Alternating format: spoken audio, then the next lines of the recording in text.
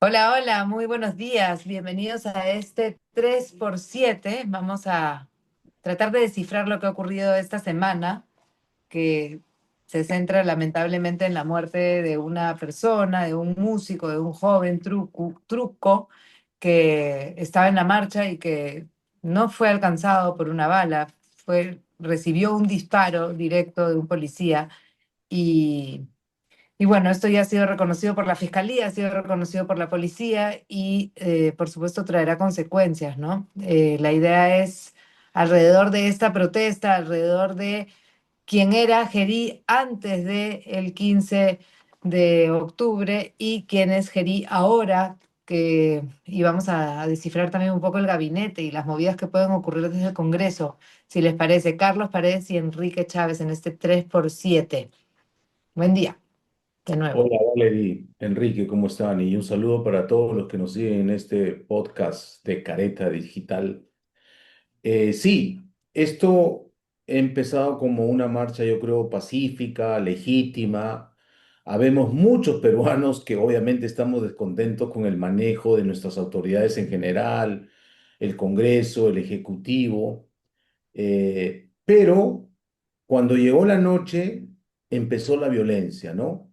Y esto es también para investigar qué pasó, hubieron infiltrados, quién organizó a estos vándalos que llegaron con avellanas, con bombas Molotov, con escudos y la innovación, por lo menos a mí me ha sorprendido el uso de estos láser, punteros láser, ¿no? Que atacan a los policías y he revisado imágenes que al unísono varios apuntan a un solo policía y después les cae una descarga de avellanas, ¿no? E incluso también no se han dejado grabar por los drones porque los atacan a los drones con estos punteros láser y los drones parece que entran en estado de coma y algunos se desploman, ¿no? Debe ser algo de la electrónica. Entonces, esta violencia lamentablemente, y está registrado en las imágenes, degeneró la protesta legítima. Yo tengo la impresión de que la policía aguantó estoicamente las agresiones. Hay más de 80 policías heridos, algunos con contusiones serias, ¿no? Pero todo degeneró también en otro espacio, no era la zona cero de la movilización, muy cerca de la Plaza Francia, cuando este suboficial, Luis Michel Magallanes Gavilla, que tiene apenas 28 años, y otro de sus compañeros, Omar Raúl Saavedra Bautista, que tiene 26 años, que son suboficiales de tercera de la policía, que estaban adscritos a la DIRINCRI, y que efectivamente tenían la misión de estar de civiles haciendo inteligencia y les habían dado la zona de la avenida Bancay. Después de las 11 de la noche están regresando ellos a su base y al parecer estos chicos que estaban ya retirándose lo reconocen o tendrían pues una apariencia de policía infiltrado, le dicen terna, corren, esto se degenera en una suerte de conato y queda clarísimo en el video que hemos visto todos de que él saca su arma y dispara, ¿no? Eh, Eso es una realidad fáctica. Hay el video y a los segundos se desploma el músico, ¿no? Eduardo Mauricio Ruiz Sanz, de 32 años. Lo que se está investigando ahora es si realmente ese disparo y esa bala impactó, porque lo nuevo que nos ha traído el abogado del suboficial Magallanes es que le robaron su pistola, ya no se puede hacer la homologación, que sí es inequívoca, que también él ha sido atacado.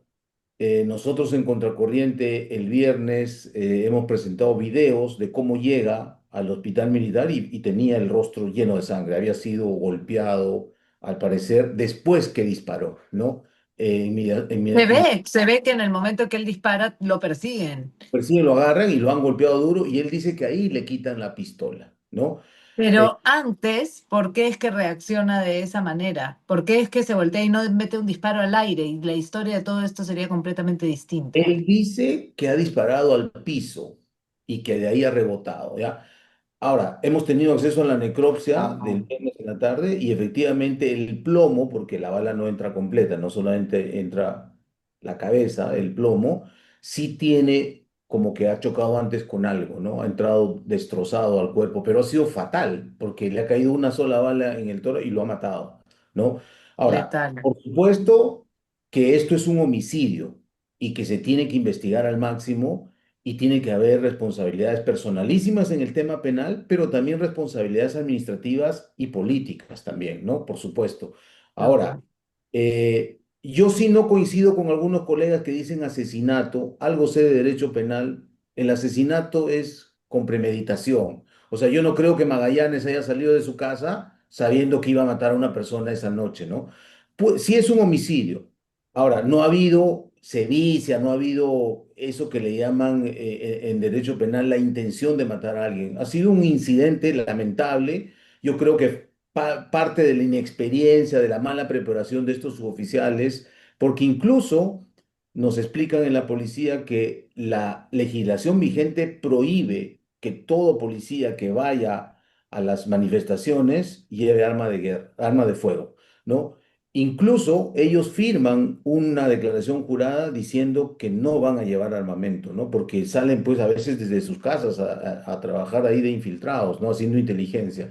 Esto tiene que esclarecerse, es un hecho muy lamentable. Ningún ataque, ni mucho menos justifica que alguien muera. Yo creo que la protesta es legítima, los peruanos y en general los ciudadanos tenemos todo el derecho y a veces el deber también de salir a protestar cuando vemos que las cosas no funcionan, pero degeneró en violencia. Y sí me gustaría terminar esta pequeña intervención diciendo, hay que investigar también quién financió estos vándalos, porque han tenido avellanas a discreción, han tenido refrigerio, han estado desde el mediodía ahí trabajando. Entonces, ¿quién está interesado en financiar esto para provocar el caos en el Perú? Yo discrepo con lo del término, porque a mí sí me parece que él se voltea y dispara directamente a un grupo y claro, la mala suerte es que le haya caído la bala y que esa bala lo haya matado. Pero el hecho es de que habría que entender qué cosa pasaba por la cabeza de este señor Magallanes, este hombre Magallanes, para voltearse y disparar a un grupo de personas. Por último, si fue al piso y esa era su intención, estaba tan cerca, porque si la bala le ha hecho ese daño a una persona después de tocar el piso, ya es no sé, yo discrepo y en fin, la discusión del término, si es homicidio, si es asesinato, pero sí claramente se tiene que investigar ese tipo de detalles, ¿no? ¿Qué pasó? Lo cierto es que fue, fue un desastre ese momento en toda la marcha, porque es verdad que había gente con armas, con estos lanzafuegos artificiales que parece como si fuera una bazooka, ¿no? Además, como muy efectista, pero era un grupo menor y ese grupo lo tenías que haber controlado y eso es lo que no logran hacer los policías últimamente, porque la marcha era pacífica, era tranquila hasta cierta hora y ya sabes que se va a poner así y no lo saben hacer y terminamos teniendo siempre muertos. Habría que ver el tema de efectivamente si no lo saben hacer, ¿no? Hablaba más temprano con el general Pérez Rocha, y claro, comienzan por supuesto a surgir, y esto obvio, ¿no? Ya comienza a ser un poco metafísico, pero comienzan a surgir interpretaciones sobre el deficiente nivel de preparación que tiene la policía. Se ha hecho mucho el contraste con la mujer policía a la que le quitan la moto y qué bien reacciona ella, ¿no? Eh, Incluso en una situación, pucha, donde tu seguridad puede verse comprometida, ¿no? Ella saca el arma y, ¿no? Y claro, sabe cómo finalmente disuadir.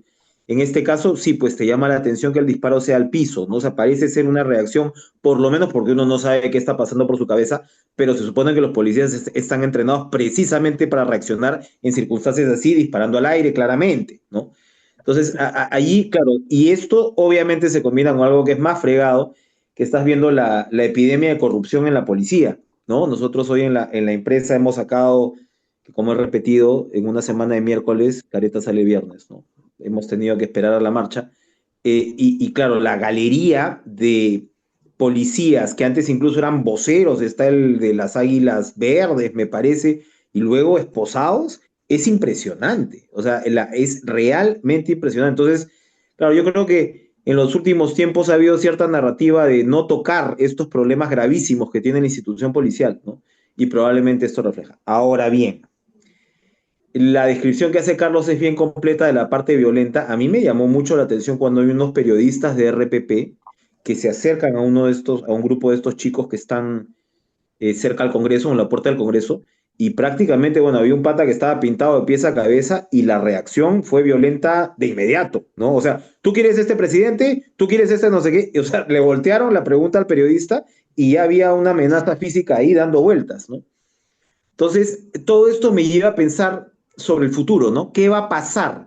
¿Van a seguir las convocatorias? Acá siempre hay, por supuesto, dos lecturas. La lectura que te va a decir son unos violentistas o derivó en violencia o finalmente estos violentistas lo que quieren son muertos para precisamente extremar la situación, más allá de que la mayoría de la marcha haya sido pacífica.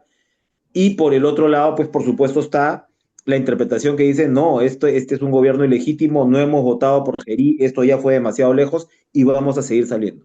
Entonces, la pregunta, ya que el Congreso ha cerrado filas, aparentemente es si las marchas se van a seguir dando, porque la única forma, en todo caso, de presión que va a tener Gerí va a venir por ese lado, ¿no? Eso está clarísimo. O sea, dentro del Congreso, al menos por el momento, la cosa la tiene segura. Ahí yo sé que estamos todos bastante al día de las noticias y estamos como que empapados del minuto a minuto porque claramente el país está en crisis, pero podríamos hacer un poco un resumen de lo que ha ocurrido realmente, ¿no? O sea, Gerí sale con una actitud súper ganadora, pero todavía no tiene gabinete, luego arma ese gabinete, el gabinete tiene sus pros y sus contras, sus críticos también muy fuertes, pero viene la marcha y cambia todo. Y la marcha ha dado un giro completo, incluso en el Congreso, aunque en el Congreso se dejó de no censurarlo y de continuar con él. Ah, ¿por qué esas caras, Enrique? Porque o sea, lo que yo 25 te caras me escucho es has puesto. una señal que parece la del gabinete. Te escuché como una atracadita, pero no sé, de repente es mi señal. No, Carlos, sí, no sé si tú me veo escuchas. una baja en tu señal y justo cuando hablaste del Congreso como que te mutearon. Sí, son Pero los esa duendes idea para que parlamentarios. todos tengamos clara. Ah, bueno, todo tiene sentido, que nos muteen desde el Congreso, seguramente está ocurriendo. No, hay una Pero lo que mala, yo decía era que ¿Una qué? ¿Ves? ahí también como que la señal se debilita. A ver, intentemos por tercera vez.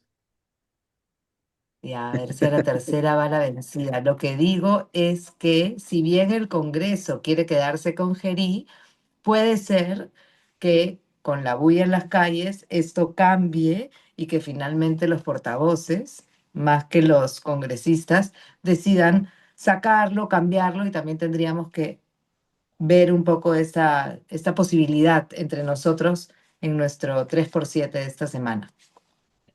Sí, queda claro que, a ver, el Congreso ha cerrado filas, ya se han presentado hasta dos mociones de censura de la mesa directiva para sacar a Gerí finalmente de la presidencia. Han fracasado estrepitosamente las dos, ¿no? Eh, yo creo, coincido con ustedes, de que la única aguja que puede mover el establishment es la calle. Ya se ha convocado una segunda marcha hoy sábado 18, el sábado 18 y vamos a ver cómo va la calle, ¿no? Recuerden que cuando Dina estrenó su mandato o su gobierno, su régimen, esto se prolongó casi por 2 meses y el saldo es gravísimo, ¿no? Sin embargo, ella ni renunció ni nada. Pero, a ver, estamos además ya en pleno proceso electoral. La traición del pacto Adina ha sido express, ¿no? Rapidísimo. Vamos a ver si Gerí también, cuando ya empiece a oler a cadáver, si es que lo hace, va a ser traicionado o no por el Congreso.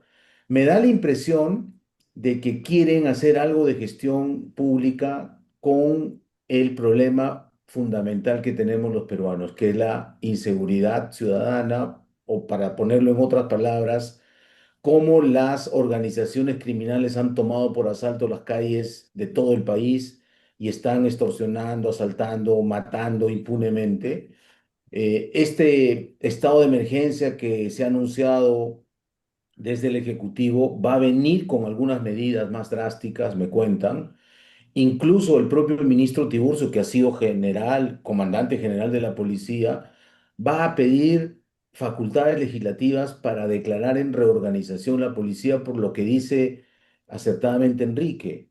Hay un grado de putrefacción que ya no es admisible en la policía, que es el principal escollo para terminar con las mafias y las organizaciones criminales, porque muchos de ellos reciben esta plata negra, ¿no? Y por lo tanto no combaten al crimen organizado.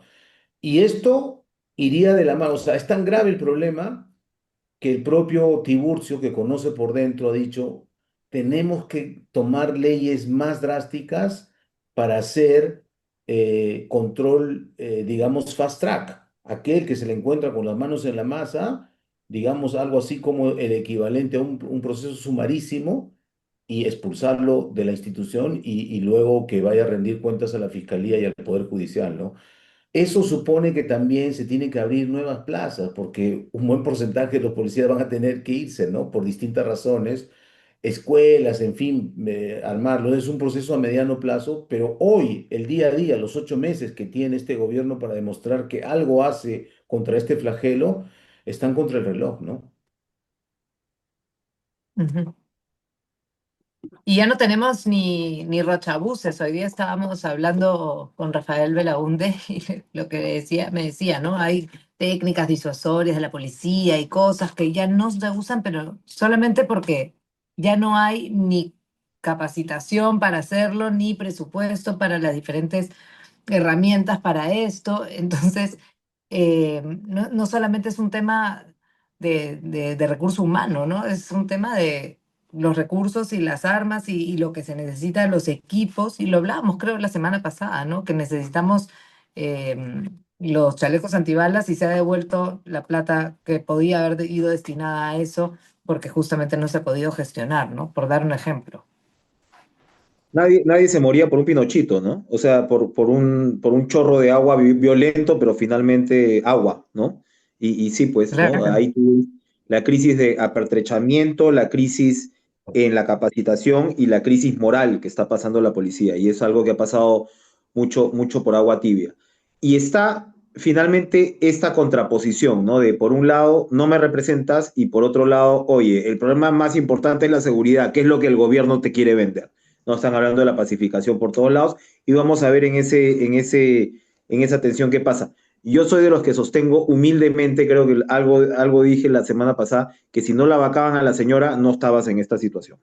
Pero bueno, la vacaron a la señora, ya sabemos cómo la vacaron. Yo creo que había fórmulas intermedias, sentarla a ella, ponerla de jefe de Estado decorativa y hacer un gobierno de alguna manera de emergencia nacional vía el gabinete, pero los políticos peruanos, digamos, no tienen esa capacidad. Sencillamente, ella, como dice Carlos, olía cadáver y han puesto a uno de los suyos. Ahora, tú hablabas del gabinete, a mí me parece clave esa parte, porque claramente hubo una intención resuelta de hacer un gabinete encabezado al menos por alguien de gremios.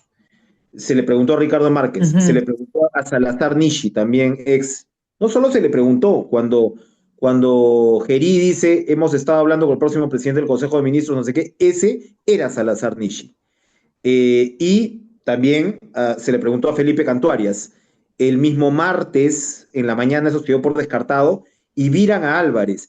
Es tan inesperada la elección de Álvarez que Álvarez esa mañana había dicho, estos ponen a cualquiera en la presidencia de la República, y se refería a Gerí en su En un columna tuit, ¿no? expresa. Claro, dijo, la montonera pone a cualquiera, estamos tan mal que la montonera pone a cualquiera en Palacio. Y ese cualquiera es el que lo llamó, seguramente ya sin opciones, para que él asuma. Entonces, el perfil de Álvarez, que claro, muchos respetan y demás, pero Álvarez pues es un ultraconservador. Entonces, yo no sé si eso es lo que te convenía en estas circunstancias. Repito, el hecho de haber buscado un hombre de gremios te decía que querían algo más pragmático, ¿no? De darle al país un mensaje menos cargado ideológicamente. Y al final han terminado con Álvarez, pero eso me parece fundamental. Hay mucho viceministro, mucha gente en segunda fila que al final la percepción de la política del Perú es tan mala que si eres desconocido, mejor, ¿no? Y van a decir que eres un buen gabinete, porque no tienes tanta mochila.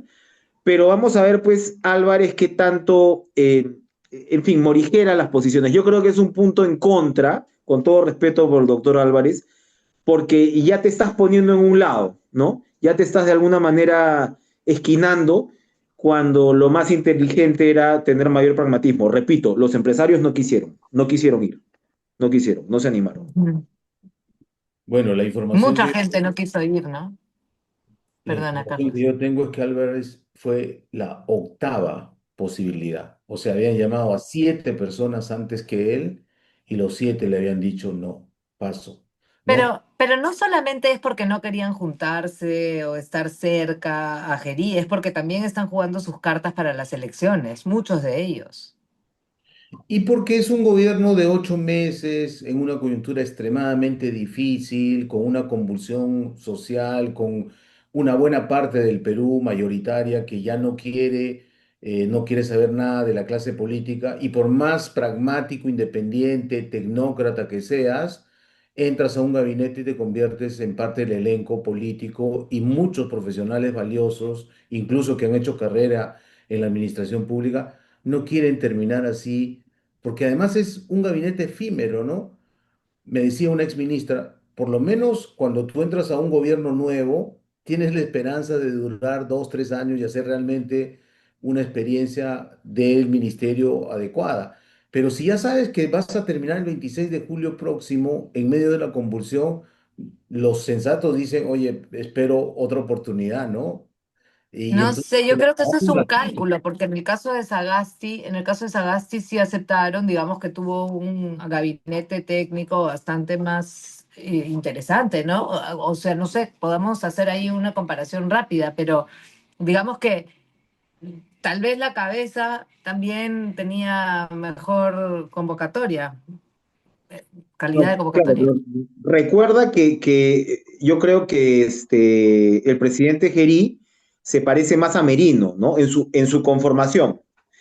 O sea, en esa suerte de gabinete, en esa intención de tener un gobierno prácticamente parlamentario, pegado a un sector político o más afín a un sector político.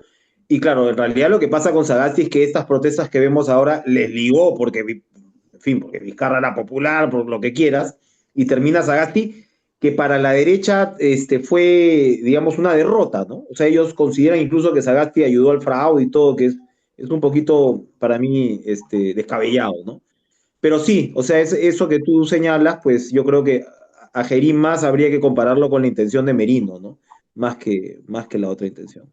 Y yo creo que lo que Ujú. no han leído bien, o sea, sí, ok, todo el mundo odiaba a Dina, ok, es correcto, esa era una diferencia con el lagarto en aquel entonces al menos, pero por el otro lado, nadie quiere un gobierno legislativo y eso se mantiene. Y eso, aunque les duela, es la verdad, ¿no? Porque, claro, siempre dicen, oye, se van contra el Congreso, es una conspiración, pero al final es eso.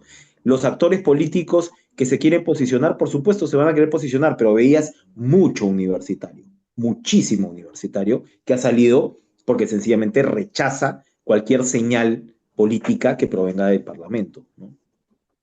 Ujú, y que rompa la democracia, ¿no? Bueno, yo creo que es un parlamentarismo bastardizado, pervertido lo que estamos viviendo, ¿no? Porque sencillamente tú vacas y no te pasa nada. En un parlamentarismo vacas y vacas o no conformas gobierno y se convocan elecciones. Acá no, acá yo sigo. Es extraordinario, estaba revisando cuando fue la transición con Fujimori. Mira, fueron 12 horas de debate para vacarlo, cuando el tipo ya había renunciado por fax, cuando tenías los Vladivideos, cuando tenías los Kalashnikov. 12 horas de debate en el Congreso para poder entender en ese caso lo que era la vacancia por incapacidad moral y luego, además, toman la decisión de irse todos. O sea, nombran a Paniagua presidente del Congreso y dicen, ok, nos quedamos hasta el próximo año. ¿Tú te imaginas que ahora este Congreso iba a tener una señal de desprendimiento semejante? De ninguna manera. mira, No, y además el debate. El mismo Fujimori, Perdón.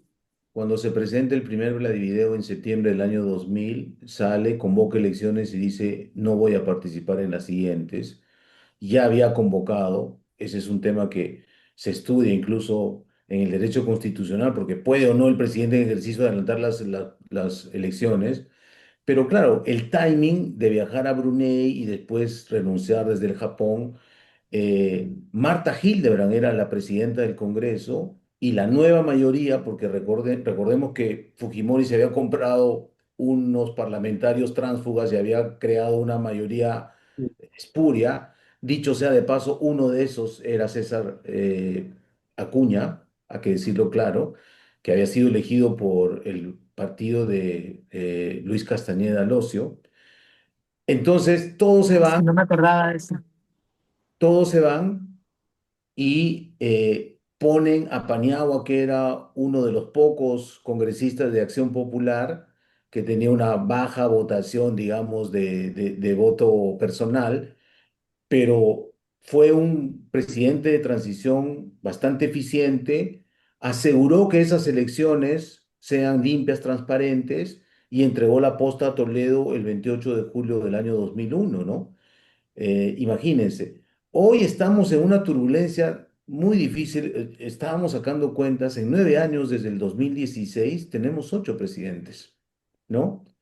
Eh, y podemos irnos a un noveno también, ¿no? Para que la media sea un presidente por año.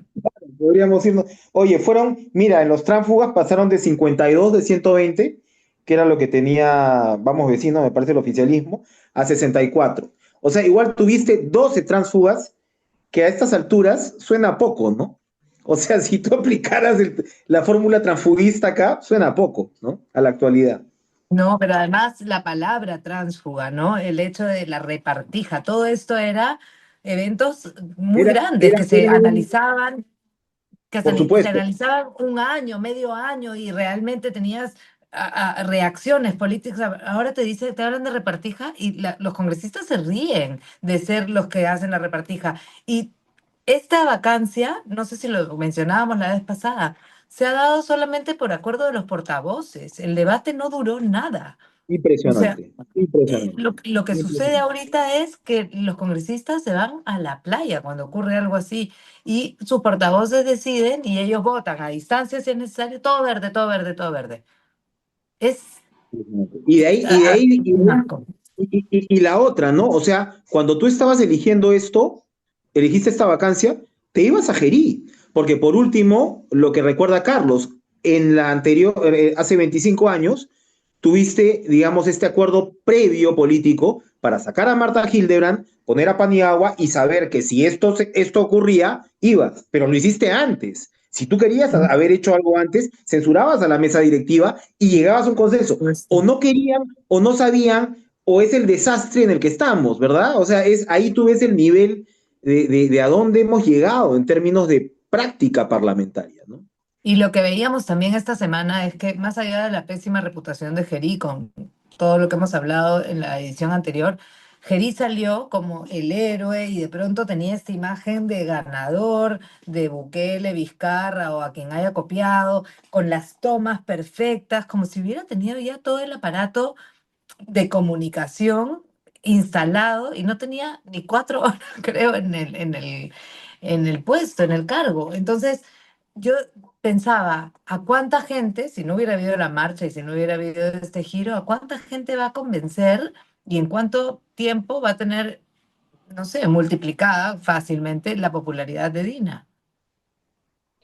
Sí, es un gobierno muy débil, muy precario, ¿no? Que solo se sostiene en este parlamentarismo que se ha vuelto en la práctica un poder muy fuerte, el que corta el jamón, hay que decirlo. Presidentes muy débiles que son elegidos con bancadas eh, pequeñas y que dependen del Congreso. Es decir, son gobiernos de coalición, pero la parte más grande de ese directorio, para ponerlo en símil empresarial, lo llevan ellos, ¿no? Ellos deciden. Por eso es que no les falta razón a alguien que dicen, oye, han cambiado de títere, ¿no? Porque están manejando tras bambalinas eso. Ahora, lo que me llama la atención es esta suerte de puya que ha habido en el fujimorismo, porque algunos voceros decían, nosotros no vamos a participar ni en el gobierno, ni tampoco en la mesa directiva del Congreso, pero resulta que Rospigliosi, con su calidad de vicepresidente de la mesa, hoy es presidente encargado del Parlamento y al parecer se niega a renunciar, ¿no? Se ha trincherado para sorpresa de los propios fujimoristas y eso todavía no se ha resuelto hasta donde tengo entendido. O sea, lo que se sabe es que Keiko ha dicho que no van a participar de la mesa, que él renuncie y él ha respondido, no, no gracias, no te debo nada o algo así y yo acá hago lo que me parezca. Ese es un poco lo que podríamos entender o saber a estas alturas. Dale, Carlos. Sí, yo creo que sí. Incluso ayer escuché a uno de sus voceros, que es un parlamentario andino, Galarreta, que está afuera, entiendo, hablar por teléfono en Canal N y dijo, no, hay una mala interpretación, etcétera. Pero me cuentan que a la interna hay una gran incomodidad y es el primero, Rospigliosi, en desacatar lo que dice la jefasa, ¿no? Lo que tú dices, oye, mira, yo he sido cesitario, yo no tengo aspiraciones más allá del 28 de julio del próximo año, no te debo nada y por lo tanto tampoco te debo obediencia disciplinada. Soy lo suficientemente grandecito para hacer lo que considero, ¿no? Pero ojo, Juan Carlos Claro. Tafur salió con una, no sé si era rumor, ¿no? Información. Diciendo el ala más conservadora de las Fuerzas Armadas está buscando a Rospigliosi y lo quiere convencer para que se haga un gobierno cívico-militar, o sea, en la práctica una rotura del orden constitucional sobre texto de que estamos en una crisis terminal y que la criminalidad está simplemente arrasando con la sociedad peruana. No sé si eso sea verdad, supongo que Tafur tiene fuentes seguras y, en fin. Pero es parte de todo esto, ¿no? Es del ajedrez que se está jugando en estos días. Rospigliosi lo ha Claro, no, no hay desmentido que olvidar. tajantemente, ¿no? Perdón, Rospigliosi Enrique. No, yo lo ha decía. desmentido tajantemente. Ah, lo ha desmentido. Sí. Bueno, sí, pues no va a decir otra cosa, pero no sorprendería que a estas alturas todos los elementos estén jugando sus cartas y en cualquier momento nos sorprendamos por algo más. Creo que nos queda poco tiempo, pero Sí, entonces muy poco. ¿ustedes creen que la calle no va a vacar o no va a sacar a Gerí y que esto va a seguir Mira, o todo lo contrario y al revés?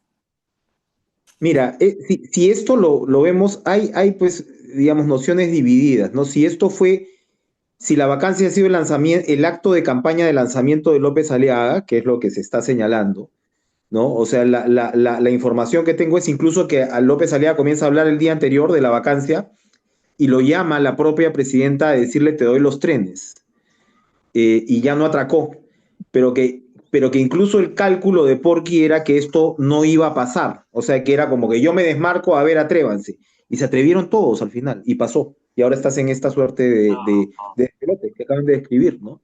Así que bueno, vamos a ver al final la calle cómo reacciona. Y nos tenemos que ir. Yo me tengo que ir a una primera comunión, esta vez, otra vez. Solamente Yo también tengo hoy día una. a mí me cuentan que el mismo día en que se produjo la vacancia express, o sea, el jueves, Dina Boluarte llamó a César Acuña, ¿no? Él le contestó el teléfono, le dijo, oye, ¿qué está pasando? Y él dijo, no te preocupes, nosotros solamente vamos a apoyar una censura al ministro del Interior. Y terminó votando en bloque Alianza para el Progreso y además haciendo un comunicado por Twitter o por X diciendo nos adherimos a la vacancia. No da más, imagínense, la noche de los cuchillos largos, la traición y bueno, Acuña hizo lo mismo con Vizcarra, así que ya no sorprende, ¿no? No, no Ya no sorprende, sorprende que pero nos estemos sorprende que pasando el Dina le haya tiempo. creído. No hay tiempo, chao. Nos tenemos que ir, pero la próxima vez los chismes los cuentan al principio, por favor, porque esto de al final ir Pero más o rapidito, muy menos por ahí mal. va la cosa. Ok, nos vemos el próximo sábado, cuídense, que estén bien. Chao.